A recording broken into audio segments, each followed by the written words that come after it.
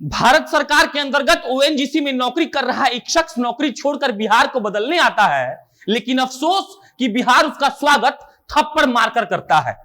एक शख्स जिसने भारत के 2 शानदार विश्वविद्यालयों से पढ़ाई की है, लेकिन अफसोस कि बिहार उसको धकिया कर कहता है कि तुम पढ़ाता कैसे है बे, आज तो बिहार बंद है ना। बीएचयू और जेएनयू से पढ़कर पास होने वाला शख्स और प्रोफेसर नामवर सिंह के अंतर्गत पीएचडी करने वाले उस शख्स के अंदर क्या गुजर रही होगी जब उसे यह सब याद आ रहा होगा कि मैंने आंध्र प्रदेश में ओएनजीसी की नौकरी छोड़ दी, तिलका मांझी भागलपुर विश्वविद्यालय में आकर असिस्टेंट प्रोफेसर बन गया, बच्चों को हिंदी पढ़ाने लगा और राजद के कार्यकर्ताओं ने आकर मुझे मेरे बच्चों के सामने ही पीट दिया। कितना अफसोस हो रहा होगा उस शख्स को जब उसे यह सब याद आ रहा होगा, और साथ में यह भी याद आ रहा होगा कि इतना सब होने के बाद भी उस शख्स पर SC/ST एक्ट के तहत आवेदन दे दिया गया है, यह कहते हुए कि राजद के कार्यकर्ताओं ने कुछ नहीं किया है, प्रोफेसर दिव्यानंद ने ही तो बदसलूकी की थी। हाय रे बिहार, अपने हुनर से बिहार को बदलने के लिए आए हुए किसी नौजवान का स्वागत अगर इस तरीके से होगा तो लानत है बिहारियों तुम पर, और लानत है तेजस्वी यादव आप पर भी।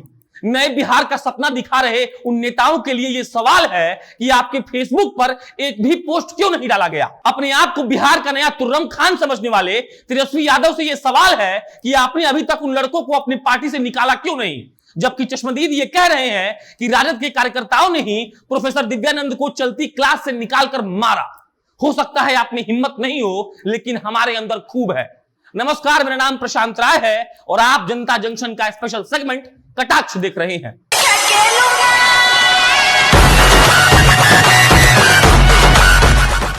अब खूब तफसील से बता रहे हैं, आप एकदम ध्यान से सुनिएगा। 26 तारीख को राजद के शीर्ष नेतृत्व ने बिहार बंद का आह्वान किया था, क्योंकि उनके विधायकों को सरेआम विधानसभा में पीटा गया था। हमने इसका विरोध किया, करना भी चाहिए। और फिर जब भारत बंद के दिन भागलपुर के राजद के कार्यकर्ता तिलका मांझी भागलपुर विश्वविद्यालय में पहुंचे, उन्होंने वहां हंगामा कर दिया। पीजी के सेमेस्टर 2 के बच्चों को पढ़ा रहे डॉक्टर दिव्यानंद की क्लास के गेट को ठकठकाया गया। दिव्यानंद ने दरवाजा खोला और फिर उनको खींचकर बाहर पीटा गया।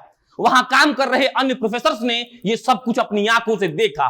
विश्वविद्यालय के हिंदी के अध्यक्ष साहब भी वहीं थे और उन्होंने भी यह सब देखा, लेकिन कुछ नहीं हुआ। प्रोफेसर दिव्यानंद ने FIR भी की है, जिसमें नाम मेंशन किया गया है। आप वो तस्वीर अभी अपने स्क्रीन पर देख रहे होंगे, लेकिन अब जो बोलने जा रहे हैं वो और ध्यान से सुनिए।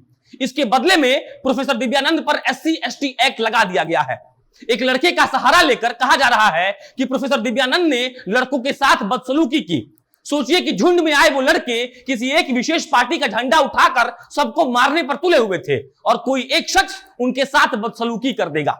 साथ में यह भी सोचिएगा कि प्रोफेसर दिव्यानंद के आवेदन देने के बाद उन लोगों को याद आया कि उनके साथ बदसलूकी हुई है और उसके बाद उन्होंने उन पर SC/ST एक्ट लगाया।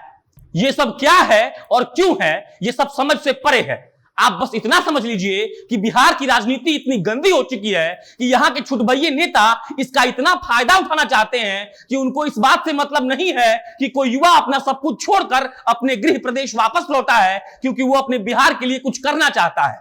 डॉक्टर दिव्यानंद कहते हैं कि मैंने गेट इसीलिए खोला था क्योंकि मुझे लगा कि लड़के बैठकर शांति से बातचीत करेंगे, लेकिन अफसोस कि उन्होंने सीधा मुझे मारना शुरू कर दिया। हिंदी के अध्यक्ष साहब कहते हैं कि मेरे सामने अगर मेरे डिपार्टमेंट के लोगों को मारा जा रहा है तो मुझे कोई हक नहीं है यहां रहने का। कुलपति साहिबा ने 3 दिन में रिपोर्ट मांगा है, लेकिन मुझे जो चाहिए वो अब तक नहीं हुआ। जब सामने से कोई प्रोफेसर कह रहा है कि उसे फलना लोगों ने मारा है और अब तक राजद ने उन लोगों को निलंबित नहीं किया, धकिया कर नहीं भगाया, तो लानत स्वीकार करना तो पड़ेगा आपको तेजस्वी जी। साथ में इस बात का जवाब भी देना पड़ेगा कि जिस घमंड के साथ आप कहते हैं कि आपको बिहार बदलना है, वो सिर्फ बनावटी तो नहीं है। कहीं ऐसा तो नहीं होगा कि आप भी सत्ता में आने के बाद वही जंगल राज वापस ला देंगे। और माफ करिएगा सर, जंगल राज बोलने का मन तो नहीं था, लेकिन बोलना पड़ेगा और बोलेंगे, क्योंकि हमने देखा है आपके कार्यकर्ताओं को अति उत्साह में आकर उत्पात मचाते हुए, और आप उसके बारे में लिखने से बचते रहे हैं। ऐसा कब तक चलेगा तेजस्वी जी? आपके जवाब का इंतजार रहेगा। वैसे जवाब तो इस बात का भी देना चाहिए आपको कि बिहार बंद के दिन जितने ऑटो वालों को शीशे को फोड़ा गया है, उसका हर्जाना कौन देगा? जवाब तो आपको इस बात का भी देना पड़ेगा कि जितने ऑटो वालों को पीटा गया है बंद के नाम पर, उसका जिम्मा किसके सर पर जाना चाहिए? जवाब तो आपको इस बात का भी देना पड़ेगा कि सिर्फ मोटरसाइकिल पर हुड़दंगियों की तरह निकल जाने पर, और जब उनसे पूछा गया कि आप किस बंद में आए हैं, तो उन्होंने कहा कि राजद की रैली है। बिहार बंद के आह्वान के नाम तक नहीं सुनने वाले वो कार्यकर्ता आपके बारे में क्या सोचते होंगे, और आप उन पर लिखते क्यों नहीं है? उनको क्यों नहीं समझाया गया कि ये बिहार उनका भी उतना ही है, और अगर इसका नुकसान वो करते हैं तो भरपाया भी उन्हीं को करना पड़ेगा। नौकरी छोड़कर आए किसी शख्स को पीट देने में अगर आपकी कार्यकर्ता अपने आप को तुर्रम खान समझ रहे हैं, तो माफ कीजिएगा तेजस्वी जी, ये आपकी नाकामी और हार है। और जिस बदलाव के बयार का जिक्र आप करते हैं, वो सिर्फ एक झूठ और भौकाल बनकर रह जाएगा। और फिर बता रहे हैं सर, अगर आपने इस पर एक्शन नहीं लिया तो वीडियो बना बनाकर आपको लानत भेजते रहेंगे, और याद दिलाएंगे कि किसी युवा के साथ आपने इसलिए नहीं दिया क्योंकि आपके बदतमीज और निठल्लों ने बिहार बंद के आह्वान के लिए उनको पीटा था। दिव्यानंद सर के लिए सिर्फ इतना रहेगा कि आप जैसे लोगों से हिम्मत मिलती है। आप लोगों ने अगर बिहार को बदलने का ठाना है तो हमें पता है कि आप बिहार बदलकर ही मानेंगे। इन दो कौड़ी के नेताओं से डरने की कोई जरूरत नहीं है। आपको बहुत हिम्मत सर, और बिहार से आपके लिए बहुत सारा प्यार भेज रहे हैं। धन्यवाद।